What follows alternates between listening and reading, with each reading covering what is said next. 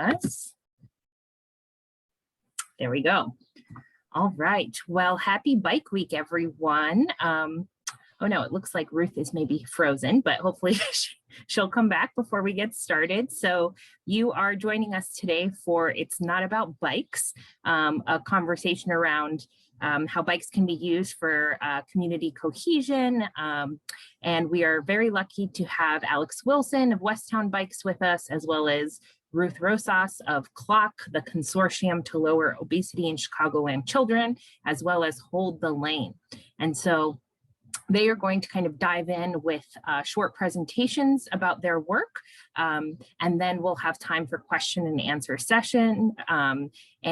Hopefully you all brought your questions, let's get started. So Alex, please share a little bit about yourself, your work, and how it's not just about the bikes for you all. Sure. Good morning. Thanks for having me again. I'm Alex Wilson. I am the executive director and founder of Westtown Bikes. Westtown Bikes is a nonprofit organization. We're located on the west side of Chicago in the Humboldt Park community. Yes, the mission of Westtown Bikes is to use bikes as a tool to help build community. And we do this in a number of ways. We do it through youth programs, through adult classes, and through community partnerships. With the youth programs that we do, they have a focus on safe cycling, on bike maintenance and repair, on health and wellness, and on environmental and social responsibility. We are a citywide service provider, so we do programs both out of our location in Humboldt Park, but then we also partner with other organizations across the city to be able to provide youth programs. That's a little bit about us. I usually like to have my people talk about the organization, and so I have a video I can share. See if I can pull this up. All right, let me see. I'm more used to Google Meets than Zoom.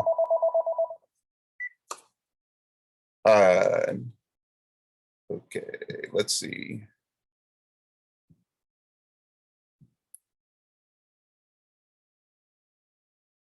All right. Sorry, this is not technical difficulties always. Take your time. Let us know if we can. Let me try another way. I was going to try to just open it in Chrome, but it's not. Yeah. If you want, you could also share the link with me and I could try. Yeah. All right. Here we go. I think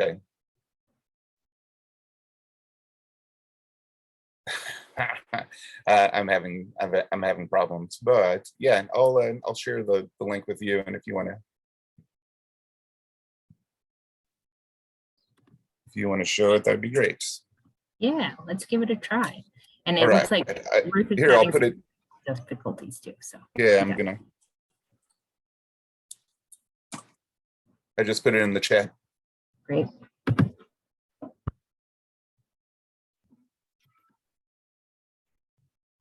Yeah, and if we can get it going, it's a minute-long video that has a few of our youth talking about what we do.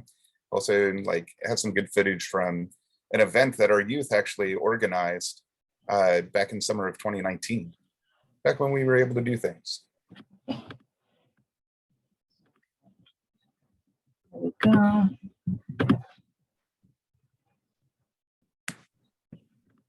Found it. All right, folks, can you see what I see?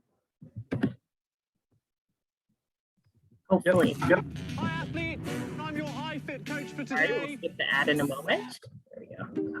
One word to describe Westtown Bikes would be new adventures. Fun experience. Community. Resource.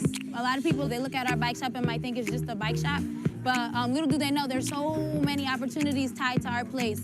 You can leave it at just bikes and, go to bike club, cool, but there's definitely a lot more for you to do, for you to get involved in, a lot of people for you to meet from all walks of life. It just happens that bikes is what ties us together. My goal is to be more part of the community as an influence and as an advocate for Puerto Ricans, for women empowerment, for bike advocates. I want to be as much as I can for the community, building a foundation for future leaders, really. That's what we do at Westtown Bikes.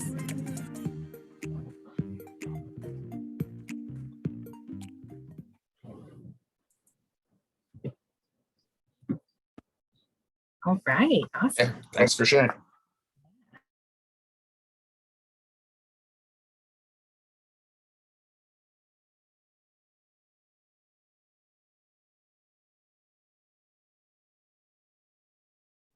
Sorry, the following video just started to play.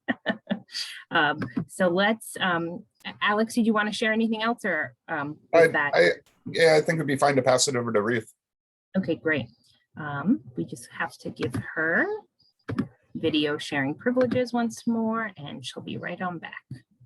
All right. Hi, everyone. I have a presentation to share, so I'll do that. Okay. All right. Can you see it? Maybe? Yep. Okay, awesome. All right. So my name is Ruth Rosas, and I work for the consortium to lower obesity in Chicago children. We are basically a coalition of a bunch of individuals and organizations that work towards providing health and wellness to children mostly in the Chicagoland area, but also across the country. We were founded in 2002 at what used to be Children's Memorial Hospital, which is now Lurie Children's Hospital. And we really try to focus on the prevention of obesity or obesogenic illnesses, but we definitely try to uplift mostly health and wellness through food access, physical activity. We work in schools. We do a lot of work with CBOs and trying to get them grants so that they can provide health and wellness activities in their communities. And I work specifically on a project called the Neighborhood Walkability Initiative. Basically, this started because we wanted to provide, well, we know that physical activity is a huge part of health and wellness in people. And we know neighborhoods across Chicago don't have the same access to the same infrastructure. And so when CLOCC started this work in 2007, the whole point was to kind of engage communities on learning about their physical environment and realizing that they have the power and say in how their communities can and should look. So what we do is we engage with communities and we take a walk around the neighborhood, and they fill out this basically user-based survey. And then with that data, we go to key stakeholders like aldermen or the Chicago Department of Transportation, or we even work with Active Transportation Alliance on doing some of the major advocacy, right, to improve neighborhoods so that kids and families and people can just walk around and feel safe in their community. I'm also part of a collective called Hold the Lane. We're basically a group of Black and brown cyclists in Chicago.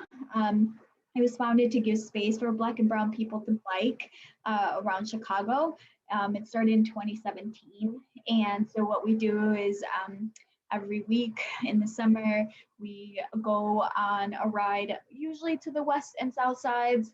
And it's it's a space only for Black and brown people. And the whole idea is that sometimes you don't see a lot of Black and brown people in bicycle-only spaces, whether it be bike shops or bike groups, or even like in our media, you don't see that often. So we wanted to give a space for people to come together and show that Black and brown people are out here bicycling. And we mostly focus on this west and south sides as well, because I think those are places that are often neglected in the bicycle community in Chicago. And so we wanted to show that there's a lot of spaces and places to bike to in the south and west sides, and a lot of people are biking. And we also have a partnership with Party Noir, and Party Noir is basically this collective of Black women who uphold Black women joy. And so we partner with them every other week, and we hold these bicycle rides. During the pandemic, we decided not to bike ride. And so what we did was we did this bike mechanic virtual workshop. And so we did it because during the quarantine, a lot of people started cycling. And what we noticed based on the answers that people were giving in the survey was that bike shops were either closed or really, really full, and they couldn't get their bikes in, or they weren't going to get their bikes fixed for a long time. So we decided to partner with Working Bikes, Shail, who's the head mechanic there, and every week we would provide a workshop on something that was pretty common to fix in bikes. And we did this through a grant called the Propeller Grant that they gave us money to host something else, but during the quarantine we kind of shifted to do this. And so we had 10 individuals sign up. We did 6 sessions, so 1 session every week. We got tools, and then we delivered the tools for them so that they would be able to do the mechanic training along with Shail as she was doing it virtually. And then we documented, and we've been documenting our rides so that we can kind of showcase and have all these pictures of Black and brown cyclists all over Chicago riding. And so that's pretty much it. I will stop sharing my screen now. Okay, yeah, so that's kind of the work that I do. Thank you so much for sharing, Alex and Ruth. Those are just incredible work that you all do, and it's fascinating to hear a bit about it. So let's dive a little deeper. And why bikes? Why are bikes this tool for social change, and what is the change you seek? So at least for me, I think that the change that I seek is continuously changing, right? To like the day and the place that I am in life too. When I first started riding, it was definitely like a tool for my liberation, where I felt like I could go anywhere. And I come from a really small town where you didn't really see a lot of cyclists. And whenever I biked, it was always like in the park or like a very designated space to bike. And then when I came here and I realized that I could bike on the streets and I could get anywhere and it cost me virtually nothing, it was really liberating to me. As I went through this, for me as in this journey of biking, I realized that I got treated differently as a cyclist, and I couldn't figure out why. I didn't see a lot of people like me, and so I started seeking out places where there were women. So, for example, I went to West Town's Women in Trans Night, and I started seeking knowledge for my bike mechanic skills so that I felt like I could fix my bike, and kind of this journey, right? And every time I would find people who were in a common space as me, seeking to improve the conditions of our environment for not only cyclists, but like for people who were like me and people who were also marginalized. And so I think that bikes really kind of bring people together, and as the times change, the need for bicycles also kind of changes, right? And so now I'm really moving towards the space of you know, we see more Black and brown cyclists, and now we're dealing with like a climate catastrophe that's coming, and bikes are very powerful tool for that. And so I see definitely bicycles as a tool that can constantly be changing for the needs of the times. So Fascinating. Yeah, thanks so much for sharing. Alex, any thoughts? Oh, you're muted, by the way. Thank you. Yeah, why bikes? That goes back for me like quite a few years. So I was a bicycle enthusiast, and I was riding my bike not only for recreation but also transportation. And at that time, I was working in commercial printing. My partner went through cancer treatment, and that took up much of our lives for about 5 years. And for me, bikes was like a great escape for me, a great relief for me. Yes, and when she was well, we decided that we were going to devote our lives to what we believe in. And so I went from working in commercial printing to working as a bike mechanic for a little while, but then working in bicycle advocacy. And I worked for Active Trans back in the days when it was the Chicago Bicycle Federation. And I worked on a student marketing program to promote cycling to college students while they go to school in Chicago. When that program ended, the funding ended for it, I had the opportunity to start a summer youth earn a bike program with a community development organization, Bickerdike Redevelopment Corporation, that does affordable housing on the west side. And so, yeah, working with them, I did a summer youth earn a bike program that turned into some more youth bicycle programs that helped set up a shop that I was able to offer adult classes.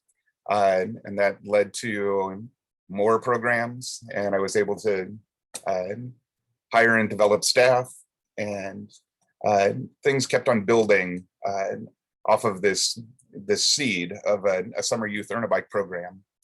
And going from bicycle advocacy to doing community development or community building was pretty transformative for me. What I found was that my greater interest, my greater motivation was really in about community building and quality of life. And because I had all of this background in bicycling, like that was a tool that I could apply to the community work that I was doing. So in doing youth development work, I could teach kids skills like job skills, and I've just found that bikes have been just a great tool to teach all of these great life skills, and keep on finding more and more ways to use bikes to do community building. Oh, I think you're muted. Yeah. I noticed the last slide in the Westtown Bikes video we watched. It says 10 years as a youth bike shop and 15 years as work development. Can you kind of speak to that? Yeah, so that video is from 2019, and that was 15 years of youth programs from that first youth program that started all Bicker Bikes in 2004. In 2009, Westtown Bikes expanded from just offering programs to having a bike shop. Ciclo Urbano is the name of our bike shop, and we're located on the corner of Division and Campbell. And really, when we started the bike shop up, it was to expand our mission and expand the programs that we were able to offer. And so we have a bike shop that helps generate revenue for what we do, but really it has become kind of the pinnacle of the program that we do with youth. Our bike shop is completely staffed and managed by young people that have gone through our programs. Yeah, it's a full service bike shop. We sell new and used bikes. Well, new when we can get them. There are no new bikes available right now because of the pandemic. But we sell new and used bikes, parts, accessories, full service. Yeah, and it's very exciting that we can use the youth that have been developed through our programs are really running the business and running the organization. I like to say that I'm happy to get return on investment that I've put into young people. I think that lots of times with community development organizations, community-based organizations, it's you develop people and then you send them outside of the organization. Really, I'm very happy that our organization is really made up of people who have been through our programs. Yeah. So, from liberation to representation to community development, it's clear that bikes are a powerful tool. But I'm wondering, when you say, community development or building stronger communities, what does that really look and feel like for you all? And for me, it's really addressing some key quality of life issues. So, and those issues include housing, jobs, transportation, education, access to healthy food, all of these things that make up a community that's nice to live in. I sometimes like to say that I think that biking or bikers are kind of an indicator species. I know that in bicycle advocacy, we often talk about bikeable communities, right? Yes, and I would say that a bike-friendly community overall is a friendly community that has really addressed these quality of life issues in a major way so that it can be a nice place to bicycle. I think that if you're a community that has housing, affordable housing covered, if you have employment covered, if you have health and wellness covered, if you have safety covered, that's going to be a great place to bike. And that really, that's where my view of bicycle advocacy and community building kind of merged. It's like, what a nice place to bike is a nice place to live in. And right, like putting in infrastructure is only a piece of what makes a community good. And sometimes putting in that bicycle infrastructure is not as needed as many of these other issues that deal with quality of life. And so as I've grown and Westtown Bikes has grown and evolved, it's become much more about how do we address quality of life issues with this tool that we have to make our community a better place, which will make it a better place to bike. Yeah, I think around all the communities that I belong to in cycling, I think cycling, the big thing is the fact that cycling gives people joy and a lot of happiness. And I think that's something that as the quarantine happened and as people were sheltered at home and wanting to get out, I think a lot of opportunities for people to realize that cycling can bring you a lot of joy and that sometimes we just need the right infrastructure and I guess like the right policies in order to enable that joy, because often we aren't, a lot of people won't access bikes because they're afraid or safety reasons.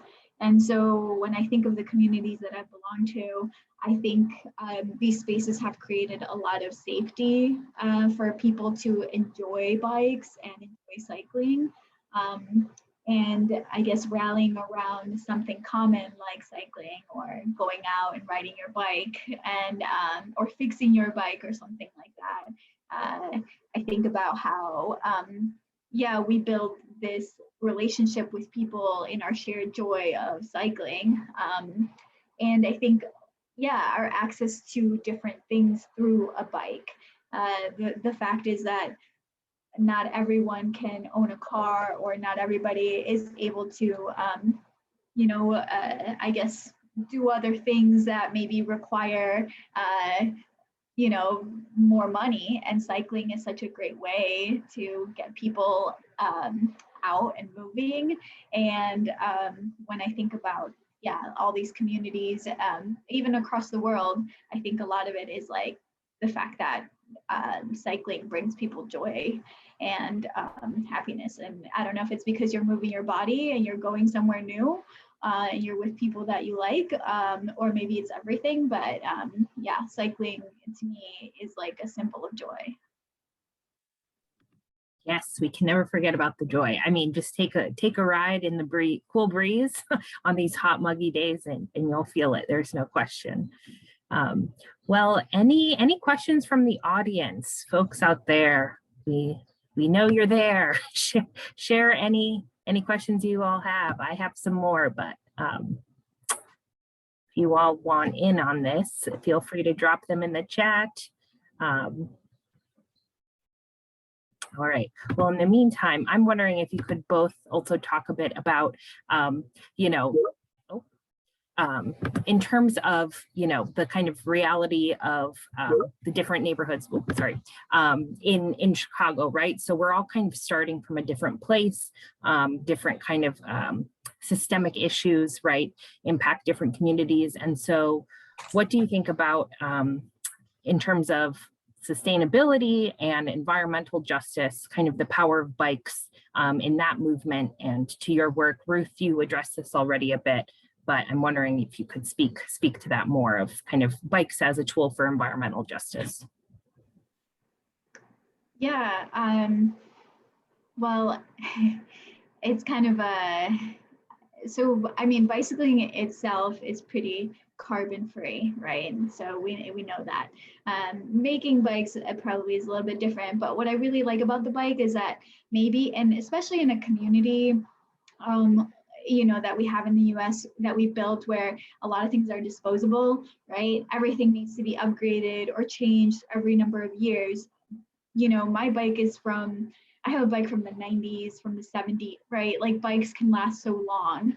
And I think even like that, I remember when I learned how to fix a bike, just the fact that like these bikes can survive for so long and you can figure out a way to actually fix them. I think just even the fact that the bike isn't as disposable as other things, and you have like organizations like Working Bikes in Chicago, or even small sellers in Chicago who find bikes and then fix them and sell them, right?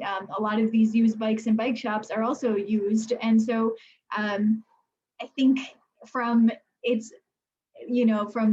the get-go, bikes are so reusable and so, I guess, environmentally friendly.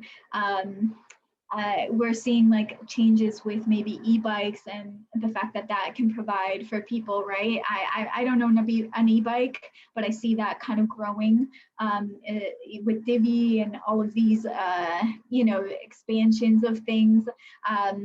It definitely, I think, is a tool that is changing with the times. And I think we're going to see a lot of things with that coming. But I think as a tool for environmental justice or climate justice, I definitely see it. I was in the Peace Corps, and we got a container of 500 bikes from Working Bikes sent to the country that I served in Fiji. And a big part is because Fiji is facing a lot of climate issues. They're seeing the rising sea levels and everything. And I definitely think that people all over the world definitely see the bike as a tool of empowerment, and in a place where there's like little islands, they're still using bikes. They use them to get to their farms and things like that. And so I think, when I think of a bike, in every way is it environmentally friendly and a tool for environmental justice. I would add in there, like, so probably the two biggest things an individual can do to help combat global warming is grow your own food and ride a bike to get around. When we look at, individual consumption, what is causing global warming? It's driving around in cars. Also, how our food is produced. Those are the things that are really heating up the earth. And so if you can make some changes in your life to help reduce your own carbon footprint, I think bikes are an incredibly accessible way to do that. I would say though that the change in global warming is not going to happen just by individuals, that we need large systemic change. Quit making it so easy for individuals to make these really impactful bad choices, and start making it much easier to be doing the right thing, the sustainable thing. In some ways, that kind of like gets into a question that I see that popped up in the chat. What do you think about getting rid of Lakeshore Drive? I wouldn't have a problem with that at all. It would make the lakefront that much easier to get to. Yeah, I would like to see less and less space devoted to cars in our city and in our world, and more space devoted to people. Oh, we got another question in the Q&A box.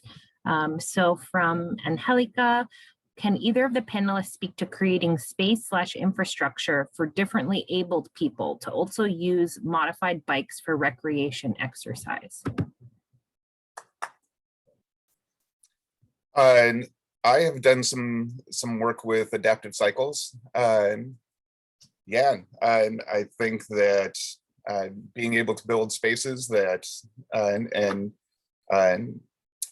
build bikes that accommodate more people is a fine thing to do. And I think that the public spaces that we build shouldn't limit anyone from being able to take part in them. And usually what we see is that when spaces are made so they can accommodate everyone, bicyclists almost always benefit from that. Yeah, I haven't done as much work, but I know that is something that at least like in our walkability work at CLOCC, we definitely try to address, knowing that the infrastructure in Chicago is not as suited for people using any kind of mobility device, right? The sidewalks don't all have ADA ramps.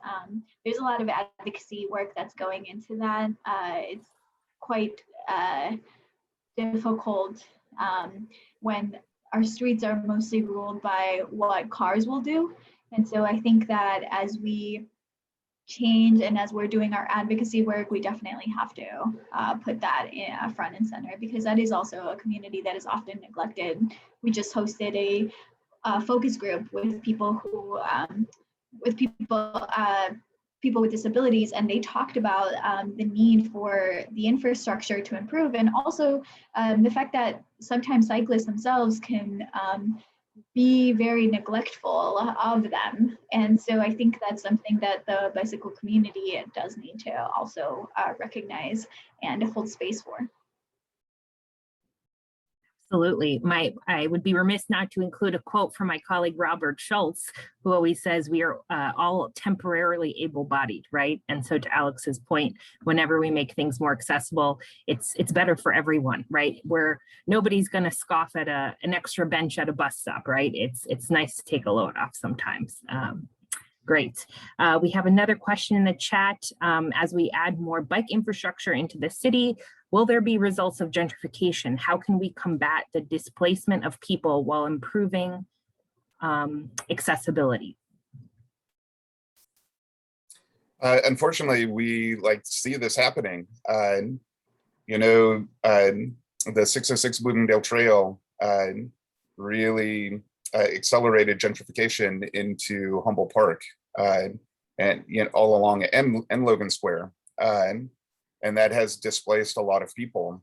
And I think that when we're looking at infrastructure like this, it needs to really be part of larger holistic planning that goes on. I was very involved with the development of the 606. So back in 2004, when I was doing my first summer youth earn a bike program, I was telling the kids in that program, it's like, we're not going to have to go to the lakefront to have an awesome bike trail. We're going to have a bike trail sometime in our future. We're going to have a bike trail, and it's going to be right there, right along that old rail line. And that came to be, but unfortunately, a lot of the people that I work with aren't able to to access that because they've been displaced. And there's larger planning needs to go along with it. And there's some progress in that way. A lot of it was very much in reaction to the rapid gentrification and the rapid rise in property values. So there's some things that have been done, like there was a moratorium put on tear downs in development, but that's only been temporary. The way that our city deals with affordable housing is that too often developers can just pay out instead of including affordable housing in their developments. Chicago doesn't have any rent control policies. So as we look at development that we do, and as we look at bicycle infrastructure, and especially big projects that affect communities like Humboldt Park and the 606, these other quality of life issues need to be addressed before just imposing new infrastructure on a community. And we need to make sure that those communities have a voice in the development of that infrastructure. Yeah, I mean, we often hear, and I think there's a book called like Bike Lanes Are White Lanes. And that's something that I've lived in communities in Chicago where bike lanes are not seen as something of progress or something that is welcomed, but it's seen as something that takes away parking, aids in gentrification, nobody is using them, they're a waste of space. And so I think I definitely think that that's the fault of urban planning in the way that we've often seen our streets be kind of catered to cars, right? Where sometimes in some of our communities, having a car is seen as a good thing because it means you don't have to use public transit anymore. And I think as we think about all of these things that aid gentrification, I think that when we have urban planners that are all white and maybe don't understand culture and don't understand the fact that communities Black and brown communities have to travel further for jobs and all of these things, then we will see bike lanes as a tool to gentrify. And it's not even just housing prices. I live in a community where the amenities are becoming more expensive in and of themselves, right? So if you have like a cool hip record store or a cool hip coffee shop, and it's inaccessible to a lot of the community members, but then people start coming in and seeing these things, and all of these things drive up prices. And so the thing is that bikes are not just bikes, right? We need to think about holistically when we talk about housing and access to things like food and jobs. We need to think about all of these things as we're planning our streets. And we definitely need more tools against gentrification. I definitely think about how El Paseo is coming to Pilsen and Little Village and what people are thinking about that. And I've gone on some of these walks where they explain what all the new development, and you see the new development near El Paseo, right? It's inaccessible to people who used to live here. And so I think that that's definitely, you can't just talk about bikes, you have to talk about other things as well, as we use our bikes as tools. Well, I think that was just kind of the perfect wrap-up comment there, Ruth, because as our theme of today is, it's not about the bikes, right? And so we can't be thinking about these kind of broader questions of community development, community safety, cohesion, just in a narrow lane, right? We have to be thinking about for who, right? Community development for who, right? Who will continue to benefit from it, and by who, right? Who's at the table kind of calling the shots. So unless you all have closing comments, we are kind of reaching the end of our time today. I'm so grateful for you both for your continued advocacy, and it's really just incredible to see kind of what can happen when folks come together, either with bikes or without. All right, and I just wanted to put in a plug. Tomorrow we're talking about buses and bikes, creating a transportation ecosystem, same time, also on Zoom. And Wednesday we'll be with 3 aldermen talking about bike infrastructure and city council. Will be with Alderman Matt Martin, Alderman Andre Vasquez, and Alderman Daniel Laspada. So hopefully you all can join us. The details, I will post the link in the chat. And we also have an action alert. So we are fighting for a true network of protected bike lanes. So you can take action at the next link I will drop in the chat, and send a note to CDOT Commissioner Giabiagi, Mayor Lori Lightfoot, and your local alderman to get them to commit to a true network of protected bike lanes, done equitably and with community in mind. So thank you, Ruth. Thank you, Alex. And this is going to be recorded and we'll post it on our YouTube as well. See you all later. Thanks for having us. Thank you. Thank you.